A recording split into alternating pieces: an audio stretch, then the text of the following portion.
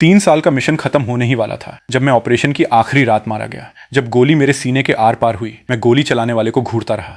वो मेरी सबसे प्यारी गर्लफ्रेंड थी, शहर की सबसे जवान female sharp shooter Jiang Yu. उसके बगल में खड़े उसके पार्टनर जाओ ली ने इंसाफ के नाम पर धीमी आवाज में चिल्लाकर कहा, भावनाओं में मत बहो, ये एक पक्का ड्रग डीलर है। जियांग यू की आंखों में आखिरी बार कशमकश दिखी, जो तुरंत नफरत और दृढ़ता में बदल गई। ड्रग डीलर, उसने एक एक शब्द रुक रुक कर कहा। ऐसा लग रहा था जैसे वो मुझे नहीं बल्कि खुद को समझा रही हो। मारे ही जाने चाहिए। वो नहीं जानती थी कि मेरे सीने पर जो पेंडेंट उसने मुझे दिया था उसमें पूरे क्राइम सिंडिकेट के सबूत छुपे थे। और वो ये तो बिल्कुल नहीं जानती थी कि जिस जाओली ने उसे गोली चलाने के लिए उकसाया था वही भ्रष्ट पुलिस वालों की लिस्ट का सबसे बड़ा नाम था। उसने बस उस पेंडेंट को नौच लिया और बिना देखे पीछे गहरे कीचड़ में फेंक दिया, जैसे वो अपने किसी ऐसे गंदे अतीत को फेंक रही हो जिसे वो दोबारा याद नहीं करना चाहती। 3 साल बाद एक अवार्ड सेरेमनी में मेरी गर्लफ्रेंड, जो अब जाओली की मंगेतर बन चुकी थी, अपने हाथों से उसे फर्स्ट क्लास मेरिट मेडल पहना रही थी। लेकिन उन दोनों को नहीं पता था कि उस पेंडेंट को मैंने बहुत पहले ही एक टाइमर बेस्ड सिग्नल ट्रांसमीटर में सेट कर दिया था।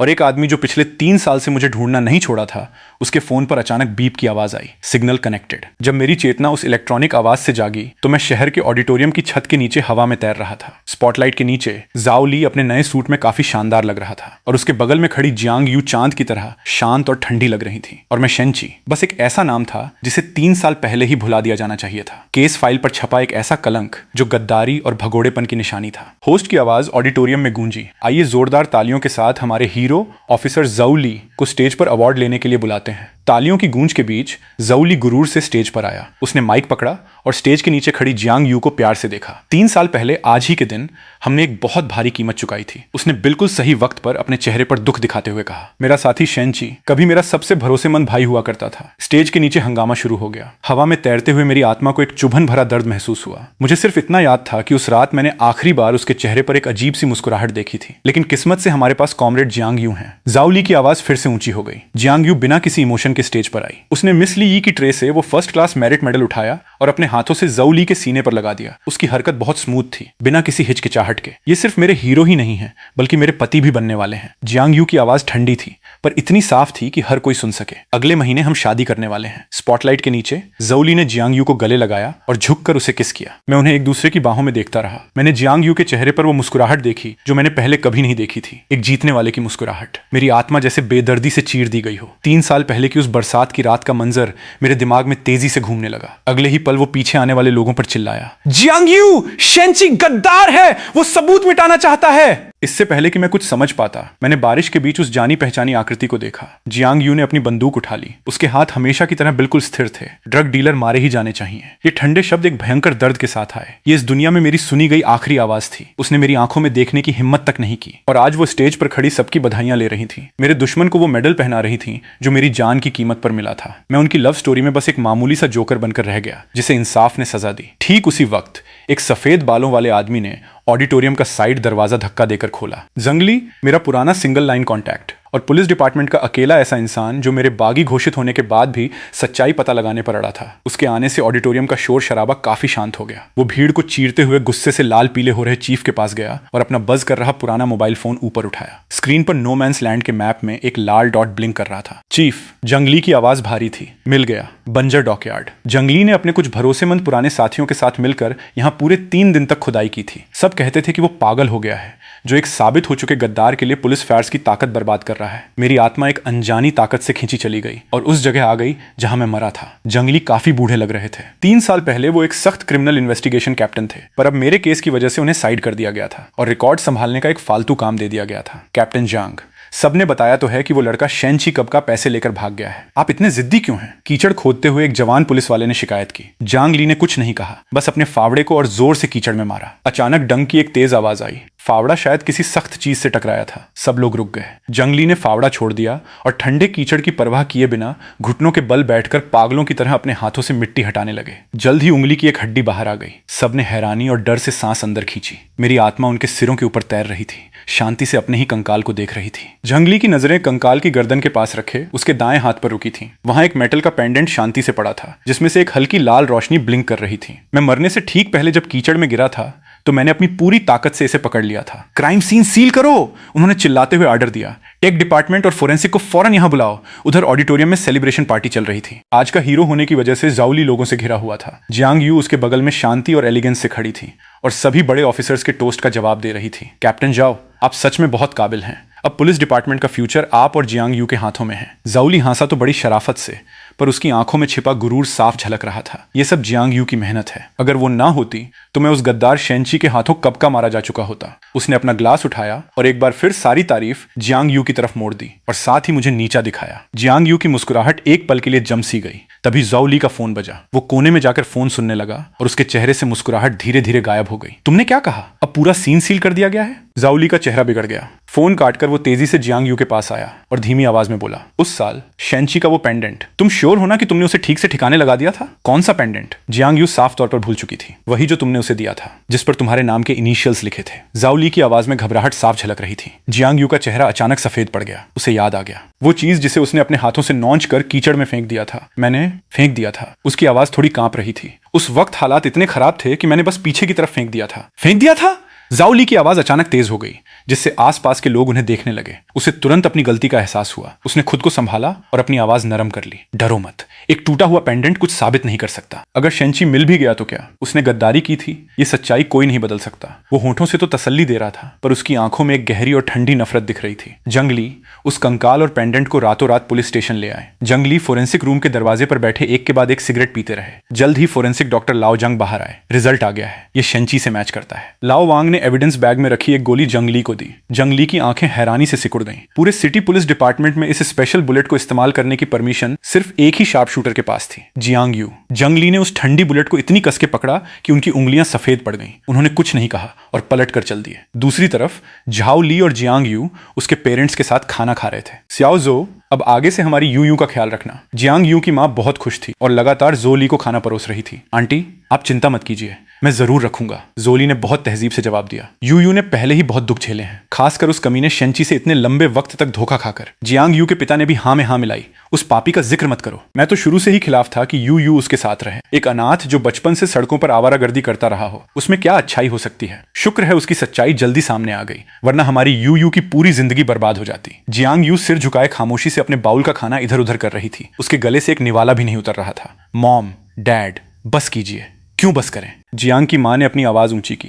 तुम्हारा दिल बहुत नरम है। उस जैसा इंसान इस समाज का कचरा बनने के लिए ही पैदा हुआ था। तुम्हें उसी वक्त उसे एक ही गोली में खत्म कर देना चाहिए था। जियांग यू के दिमाग में फिर से वो मंजर आ गया। मेरे गिरते वक्त मेरी आंखों में जो दुख था, ना कोई शिकायत थी, ना कोई गुस्सा, सिर्फ बेहिसाब दुख और निराशा। उसका दिल जैसे बुरी तरह से निचोड़ दिया गया हो। दर्द के मारे उसकी सांस घुटने लगी। जाओली ने जब उसका चेहरा उतरा हुआ देखा तो तुरंत उसका हाथ पकड़ लिया। ज्यादा मत सोचो, सब बीत चुका है। उस जैसे इंसान के लिए दुख मनाना फिजूल है। वो जियांग यू के पेरेंट्स की तरफ मुड़ा। अंकल, आंटी, आप लोग बेफिक्र रहिए। अब से मैं किसी को भी यू यू को चोट नहीं पहुंचाने दूंगा। ये सब हंसी खुशी का माहौल देखकर मेरी आत्मा जैसे गुस्से से जल उठी। वो अब भी अपनी खुशियों को सजाने के लिए मेरी मौत का इस्तेमाल कर रहे थे। जंगली शुरुआती ऑटोप्सी रिपोर्ट और वो बुलेट लेकर सीधे चीफ के ऑफिस में घुस गए। चीफ ने त्योरियां चढ़ाई। ये क्या कर रहे हो? देख नहीं रहे यहाँ मेहमान बैठे हैं? जंगली ने मेहमान को देखा तक नहीं। उन्होंने सीधे वो रिपोर्ट जोर से टेबल पर पटक दी। शेंची मिल गया है। वेस्टर्न सबर्ब्स के डॉकयार्ड में उसकी मौत हुई थी। उसके सीने से एक स्पेशल पुलिस बुलेट मिली है। चीफ का चेहरा बदल गया। उन्होंने हाथ हिलाकर मेहमान को बाहर भेज दिया। ये क्या फालतू बातें हैं? 3 साल पहले के उस केस का तो कब का फैसला हो चुका है। पक्का फैसला। जंगली ने एक ठंडी हंसी हंसी। तो क्या चीफ समझा सकते हैं कि एक भगोड़ा गद्दार डॉकयार्ड पर क्यों था? चीफ ने अपना चाय का कप उठाया। उनकी आंखें चुरा रही थीं। शायद उसके साथियों ने ही उसका मुंह बंद करने के लिए उसे मार दिया हो। ऐसा पहली बार तो नहीं हुआ है। मुंह बंद करने के लिए हमारे स्पेशल हथियारों का इस्तेमाल होता है। जंगली ने दबाव बनाते हुए कहा। चीफ, इस बुलेट को किसी भी सर्विस वेपन से मैच करते ही सच्चाई सामने आ जाएगी। चीफ ने आहें भरी। तुम्हें चेक करना है तो जाओ चेक करो। मेरी आत्मा जियांग यू के पीछे पीछे गई। वो अकेली हमारे पुराने घर लौट आई। ये घर उसने हमेशा अपने पास रखा, ना इसे बेचा और ना ही जाओली को यहां रहने दिया। घर की हर चीज वैसी ही थी जैसी मेरे जाने के वक्त थी। वो स्टडी रूम में गई और दराज खोला। अंदर तस्वीरों का एक मोटा सा ढेर था, जो सब हम दोनों की एक साथ की फोटोज थीं। पुलिस एकेडमी में मिलने से लेकर एक साथ मिशन पर जाने और मेरे उसे प्रपोज करने तक की तस्वीरें। फोटो में मैं किसी पागल की तरह हंस रहा था और फोटो में उसकी आंखों और चेहरे पर एक प्यारी सी मुस्कान थी। उसकी कांपती उंगलियों ने फोटो में मेरे चेहरे को छुआ और एक एक करके उसके आंसू फोटो पर गिरने लगे। शेंची, क्या मैंने सच में गलती की? उसने खुद से धीरे से कहा, जैसे वो मुझसे पूछ रही हो या खुद से। वो शूटिंग रेंज गई और बंदूक उठाकर टारगेट पर एक के बाद एक गोलियां चलाने लगी। पसीने से उसके बाल भीग गए थे। उसके हाथ लगातार बंदूक चलाने से दर्द करने लगे थे, पर उसे कोई होश नहीं था। वो बस इस तरह खुद को सुन्न करना चाहती थी, उस बुरे सपने को अपने दिमाग से निकालने के लिए जो उसे हर रात जगा देता था। जब जोली ने उसे ढूंढा तो वो खोई हुई सी अपने हाथ की बंदूक को देख रही थी। यू अब और प्रैक्टिस मत करो, तुम्हारे हाथ लाल हो गए हैं। वो आगे बढ़ा उसके हाथ से बंदूक लेने के लिए, पर जियांग यू एक डरी हुई खरगोश की तरह अचानक पीछे हट गई और बंदूक का निशाना उस पर तान दिया। जोली का चेहरा तुरंत उतर गया। जियांग यू, तुम ये क्या कर रही हो? जियांग यू ने उसकी तरफ अनजान और शक भरी नजरों से देखा। झाओली, मुझे बताओ, 3 साल पहले उस रात तुमने मुझे धोखा दिया था या नहीं? झाओली का दिल एक पल के लिए बैठ गया, पर चेहरे पर उसने शांति बनाए रखी। मैं तुम्हें क्यों धोखा दूंगा? शेंची एक गद्दार था और इसके पक्के सबूत हैं। मैं तुम्हारा पार्टनर हूं, तुम्हारा मंगेतर हूं। अगर मैं तुम्हारी हिफाजत नहीं करूंगा तो कौन करेगा? तभी गलत वक्त पर उसका फोन बज उठा। कैप्टन जाओ, सब ठीक तो है? जंगली उस पागल को ना जाने कहां से परमिशन मिल गई है। उसने 3 साल पुराना केस फिर से खोल दिया है। वो लोगों को लेकर फायर आर्म्स मैनेजमेंट डिपार्टमेंट गया है ताकि 3 साल पहले वाली जियांग यू की गन निकलवा सके। जाओली की सांस अटक गई। उसने फोन काटा और जियांग यू की तरफ देखा। उसकी नजरें अब खौफनाक और बेचैन हो गई थीं। उसने आगे बढ़कर जोर से उसकी कलाई पकड़ ली। वो पेंडेंट, शेंची का वो पेंडेंट, क्या उसके अंदर कुछ था? दर्द से जियांग यू ने अपनी भौहें सिकोड़ ली। उसके इस पागलपन से वो डर गई थी। मुझे नहीं पता, वो तो बस एक आम सा पेंडेंट था। मुझे नहीं पता। जाओली की आवाज में एक पागलपन भरा गुस्सा था। तो फिर जांगली उस पेंडेंट के पीछे हाथ धोकर क्यों पड़ा है? जियांग यू, बेहतर होगा कि तुमने मुझे धोखा ना दिया हो, वरना हम दोनों बर्बाद हो जाएंगे। उसकी आंखों की उस डरावनी चमक ने जियांग यू को अंदर तक कंपा दिया। ये वो जाओली नहीं था जिसे वो जानती थी। ये एक अनजान आदमी था जिससे उसे डर लग रहा था। जब वो दोनों एक दूसरे के आमने सामने थे तभी शूटिंग रेंज का दरवाजा एक जोर की लात से खुला। जांगली 2 पुराने पुलिस ऑफिसर्स के साथ गुस्से से अंदर आए। उनकी नजर जाओली पर गई जिसने जियांग यू का हाथ कसके पकड़ा हुआ था, और आखिर में उन्होंने जियांग यू के सफेद पड़ गए चेहरे को देखा। उन्होंने टेबल पर एक ट्रांसपेरेंट एविडेंस बैग फेंका। बैग के अंदर वही पेंडेंट था जिसके ऊपर से अब मिट्टी हट चुकी थी और उसमें से अभी भी एक हल्की सी लाल रोशनी झपक रही थी। जियांग यू, क्या ये तुम्हारी चीज है? जंगली की आवाज बर्फ जैसी ठंडी थी। 3 साल पहले तुमने अपनी गन से उसको मार दिया जिस पर तुम्हें सबसे ज्यादा भरोसा था, बस अपने बगल में खड़े इस आदमी के लिए। उनकी उंगली किसी तलवार की तरह सीधे जाओली की तरफ इशारा कर रही थी जिसका चेहरा पूरी तरह बदल चुका था। और तुम जाओली, जंगली उसकी तरफ घूमे। उनकी नजरें चाकू जैसी तीखी थीं। तुम्हारे लिए बेहतर होगा कि तुम मुझे एक सही वजह दो। एक अंडरकवर पुलिस वाला जिसे गद्दार घोषित कर दिया गया था, उसकी लाश वेस्टर्न डॉकयार्ड की उस मिट्टी में क्या कर रही थी? और उसके सीने में वो बुलेट कहां से आई जिसे चलाने का हक सिर्फ जियांग यू के पास था? शूटिंग रेंज की हवा जैसे जम सी गई। जाओली का सबसे पहला रिएक्शन अपने बचाव में बोलना था। उसने जांगली पर उंगली उठाते हुए जोर से चिल्लाया, तुम मुझ पर झूठा इल्जाम लगा रहे हो। तुम्हारी यहां घुसने की हिम्मत कैसे हुई? तुम्हें हमसे सवाल करने का क्या हक है? इस हक से जंगली ने अभी अभी मिली एक सर्च वारंट उन्हें दिखाई। मुझे शक है कि 3 साल पहले ऑफिसर शेंची की मौत के पीछे तुम्हारा बड़ा हाथ है। प्लीज इन्वेस्टिगेशन में हमारी मदद करो। फिर उन्होंने उलझी हुई नजरों से जियांग यू की तरफ देखा। और तुम जियांग यू, इस केस से जुड़ी सबसे मेन सस्पेक्ट होने के नाते तुम्हें भी फिलहाल सस्पेंड किया जाता है। अपनी गन और अपना बैज हमें दो। जियांग यू का शरीर कांप उठा। वो जैसे गिरने ही वाली थी। सस्पेंड, ये एक लफ्ज उस इंसान के लिए सबसे कड़ी सजा थी जो अपनी इज्जत को अपनी जान से ज्यादा मानती थी। वो टूटे हुए दिल के साथ टेबल पर रखे उस पेंडेंट को देखने लगी। ये वही पेंडेंट था जो मैंने उसे उसके 19वें जन्मदिन पर दिया था, मेरे बॉक्सिंग खेलकर कमाई गई पहली सैलरी से। एक सड़क किनारे आम सी दुकान से खरीदा गया एक सस्ता चांदी का पेंडेंट। उसने कहा था कि ये उसे आज तक का सबसे बेहतरीन तोहफा मिला था। उसने खुद अपने हाथों से एक चाकू से उसके पीछे टेढ़े मेढ़े अक्षरों में हम दोनों के नाम के इनिशियल्स लिखे थे। वो ये कैसे भूल सकती थी? वो कैसे भूल सकती थी? ये नामुमकिन है।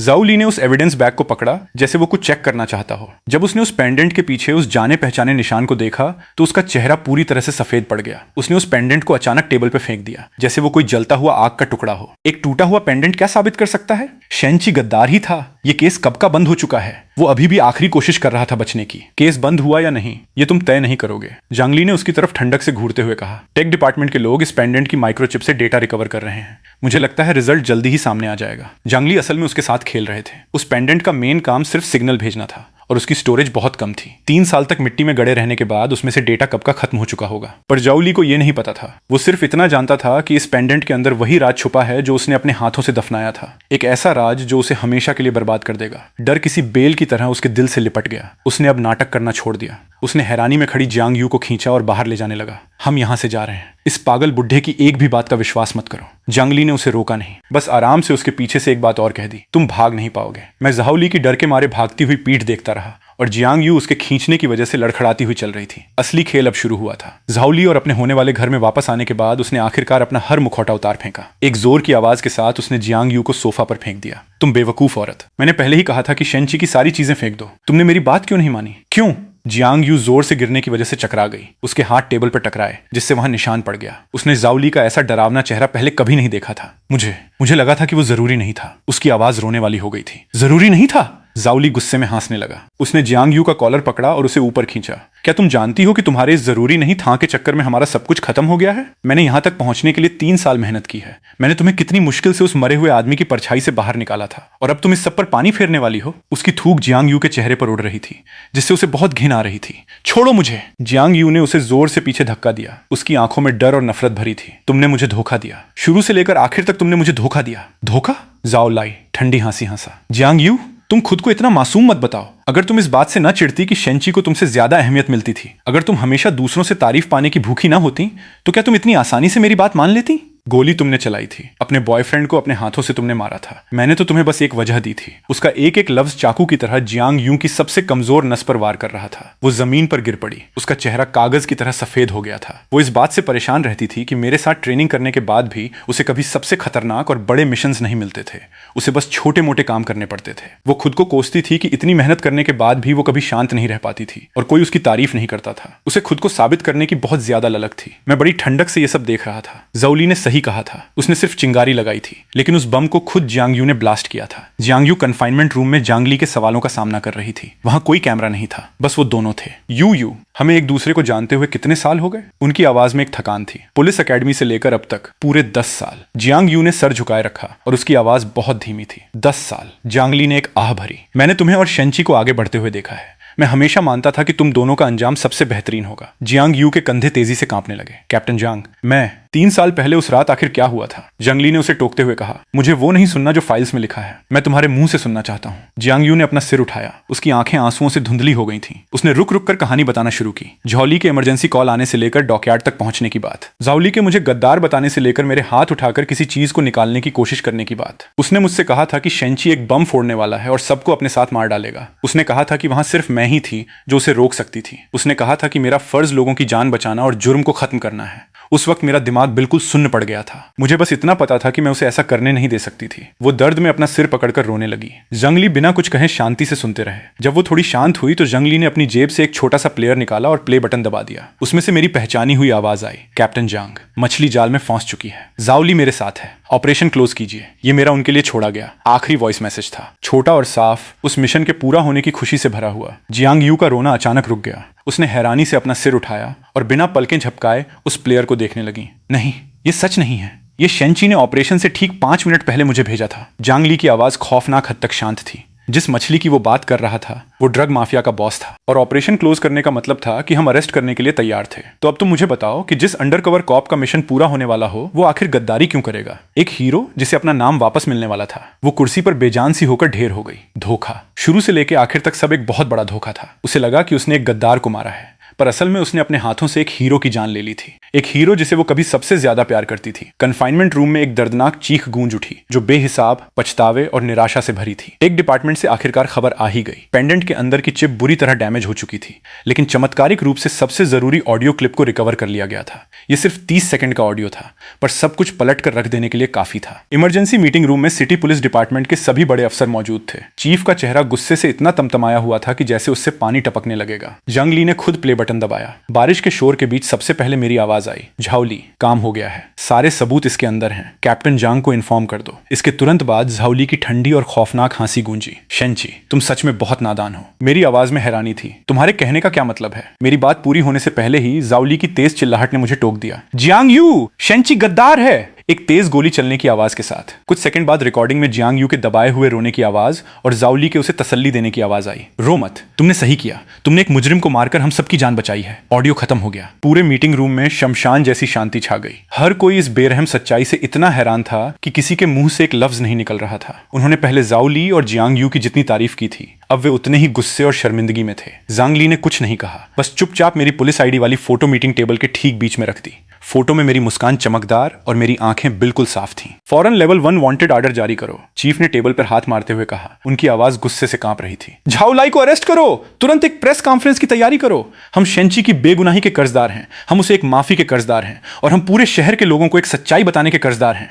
मैं फोटो में अपने जवान चेहरे को देख रहा था। मेरी आत्मा की गहराइयों में 3 साल से दबा हुआ वो गुस्सा अब धीरे धीरे धीरे गायब होने लगा था। बेगुनाही 3 साल की देरी से ही सही, पर आखिरकार मेरी बेगुनाही साबित होने वाली थी। जौली को पता चल गया था कि अब वो चारों तरफ से घिर चुका है। उसने भागने का रास्ता नहीं चुना क्योंकि वो जानता था कि वो भाग नहीं पाएगा। उसने सबसे पागलपन और बेवकूफी भरा रास्ता चुना। वो जियांग यू और अपने उस घर में वापस गया और अभी अभी रिहा हुई जियांग यू को अपना आखिरी बंधक बना लिया। कोई पास मत आना। उसने जियांग यू की कनपटी पर बंदूक तान दी और बिल्डिंग के नीचे उसे घेर कर खड़े लोगों पर पागलों की तरह चिल्लाने लगा। पूरी बिल्डिंग के लोगों को बाहर निकाल लिया गया था। जियांग ली ने मेगाफोन पकड़ा और नीचे से उसका सामना किया। झौलाई, असल गद्दार तुम हो। झौली पूरी तरह से अपना आपा खो चुका था। वो हीरो है, वो जीनियस है, सब उसे पसंद करते हैं, और मेरी क्या औकात है। मैं हमेशा उसके पीछे चलने वाला बस एक साइड किक ही रहा। मुझे ये मंजूर नहीं था। मैं बस ये साबित करना चाहता था कि मैं उससे बेहतर हूं। मैं वो हूं जिसे सबसे ऊंची जगह पर होना चाहिए था। वो दहाड़ रहा था, अपने अंदर सालों से दबी जलन और बेबसी की भड़ास निकाल रहा था। उसके कब्जे में होने के बावजूद जियांग यू के चेहरे पर एक अजीब सी शांति थी। वो ना तो रो रही थी